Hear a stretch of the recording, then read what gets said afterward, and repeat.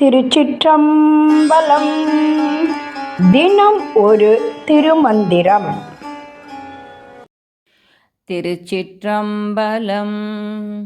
ஆடிய காலும் அதில் சிலம்போசையும் பாடிய பாட்டும் பலவன நட்டமும் கூடிய கோலம் குருபரன் கொண்டாட தேடியுள்ளே கண்டு தீர்ந்தற்றவாறே. திருச்சிற்றம்பலம். ஆடிய காலும் அதில் சிலம்பு ஓசையும் என்று தொடங்கும் பாட்டை இப்பொழுது நாம் காணப்போகிறோம். ஆடிய காலும் அதில் சிலம்பு ஓசையும் எவ்வளவு அழகாக தொடங்குகிறார் பாருங்கள்.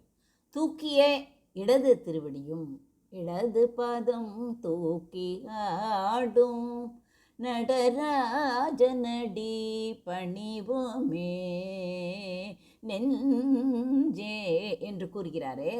அந்த தூக்கிய இடது திருவடியும் அதில் பிறக்கும் கார் சிலம்பின் ஒலியும் அங்கு இசைக்கப்படும் பாட்டும் பல வகையான அழகிய நடன அசைவுகளும் இவை அனைத்தும் கூடி ஒன்றாக தோன்றிய அழகிய கோலத்தை கண்ட நான் என் உள்ளத்தில் மண்டியிருந்த ஐயங்கள் அகலக் கண்டேன். யார் கூறுகிறார்? திருமூலர் கூறுகிறார். நடராஜர் ஆடுகின்ற திருவடியும் அந்த திருவடியில் அணிந்திருக்கும் சிலம்பில் எழுந்து அதிலிருந்து எழும் ஓசையும் ஆன்மீக ரீதியாக இது அருள் இயக்கத்தையும் அதன் மூலம் எழும் ஓங்காரநாதத்தையும் குறிக்கிறது.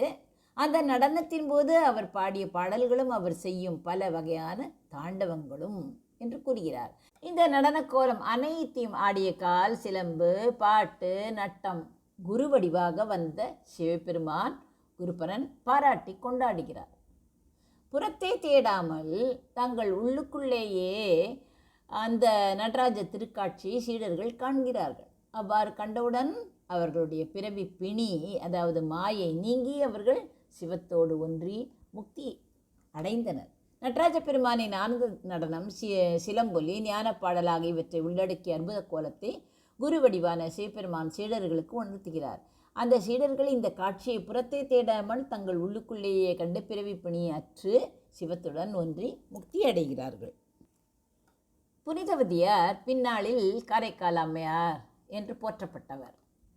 அவர் சிவபக்தை. தனது இல்லற வாழ்க்கையில் சிவபக்தி ஒன்றே பிரதானமாக கொண்டு வாழ்ந்தார். ஒரு நாள் கணவர் கொடுத்த மாங்கனியில் ஒன்றை சிவனடியாருக்கு படைக்கிறார். மீதி மாங்கனியை சாப்பிட்ட பின் அது மீண்டும் கிடைக்காததால் சிவபெருமானை வேண்டி கனி பெறுகிறார். இந்த கனி தேவகனி என்பதால் கணவர் ஆச்சரியப்பட்டு, இது தெய்வக்கனி, நீ யார் என்று கேட்கிறார். கணவன் தன்னை தெய்வம் என்று பிரித்து பேசியதால் புனிதவதியார், இனி எனக்கு இந்த மனித உடலோ உலகியல் பந்தமோ தேவையில்லை என்று சிவனிடம் வேண்டினார். உடனே அவர் அழகான மனித உருவை நீக்கி சிவபெருமானின் திருவடியை பாடி பரவும் பேயுருவை பெற்றார். இது உலகப்பற்று தீர்ந்து அற்ற நிலையை குறிக்கிறது.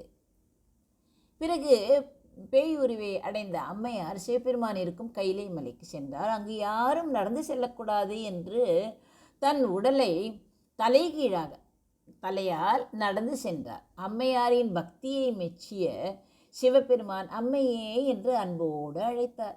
இனி என் விருப்பம் என்ன தெரியுமா? நீங்கள் ஆடுகின்ற திருவாலங்காட்டு எல்லையில் உமது நடன காட்சியை கண்டபடி கீழே கிடக்கும் பேய்களில் ஒரு பேயாக இருக்க வேண்டும் என்று வரம் கேட்டார். யார் அப்படி வரம் கேட்பார்கள் சொல்லுங்கள்? அப்படி கேட்டவுடன் சிவபெருமான் திருவாலங்காட்டிற்கு வந்து தனது கோரமான ஊர்துவ தாண்டவத்தை உயரே காலை தூக்கி ஆடுகிறாரே அந்த நடனம் ஆடினார். அங்கிருந்த காரைக்கால் அம்மையார் அவர் ஆடிய காலையும் சிலம்பின் ஓசையும் அங்கேயே கண்டார். இது தேடி உள்ளே கண்டு என்ற நிலையின் உச்சம். காரைக்கால் அம்மையார் உலக இன்பங்களை துறந்து குருவின் அருளால் திருநடனத்தை திருவாலங்காடு என்ற அரங்கத்தில் கண்டார். ஆனால் அவர் கண்ட காட்சி வெறும் புறக்காட்சி அல்ல, அது சிவனின் திருவடி பற்றுதலால் உள்ளுக்குள் ஏற்பட்ட ஞான அனுபவம். இறுதியாக அவர் சிவபெருமானின் திருவடியை கண்டு அற்று தீர்ந்தவாறே முக்தி நிலையை அடைந்தார். எவ்வளவு அழகாக இருக்கிறது பாருங்கள். பக்தி என்றால் இப்படித்தான் இருக்க வேண்டும். நாமும் பக்தி செய்ய முயல்வோம். ஆடிய காலும் அதிர் சிலம்பு ஓசையும் பாடிய பாட்டும் பலவான நட்டமும் கூடிய கோலம் குருபரன் கொண்டாட தேடி உளைய கண்டு தீர்ந்தற்றவாறே. நன்றி, வணக்கம். உமா பாலசுப்ரமணியன்.